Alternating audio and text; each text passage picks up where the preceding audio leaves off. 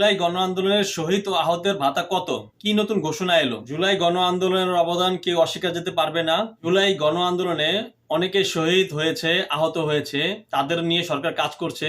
তাদের ভাতা কত? কি নতুন ঘোষণা এলো নতুন অর্থ বছরে? আজকে ভিডিওতে এই নিয়ে আলোচনা করব। জুলাই গণ আন্দোলনের বীরদের কি সরকার ভুলে গেছে? একদম না। নতুন বাজেটে তাদের জন্য থাকছে স্পেশাল এক ঘোষণা। এবারের 2026-27 অর্থ বছরে 9,38,000 কোটি টাকার মেগা বাজেট জুলাই আন্দোলনের যারা দেশের জন্য অকাতরে প্রাণ দিয়েছে, আহত হয়েছে, সরকার এবার তাদের জন্য এই বরাদ্দ রেখেছে, পরিবারের পাশে গিয়ে দাঁড়াবে। এবারের বাজেটে 9,38,000 কোটি টাকা মেগা বাজেট রাখা হয়েছে তাদের জন্য। জুলাই গণ আন্দোলনের বীরদের কি সরকার ভুলে গেছে? যারা জুলাই গণ আন্দোলনে অংশগ্রহণ করে অকাতর প্রাণ দিয়েছে বা আহত হয়েছে, সরকার এবার তাদের পরিবারের পাশে দাঁড়াচ্ছে।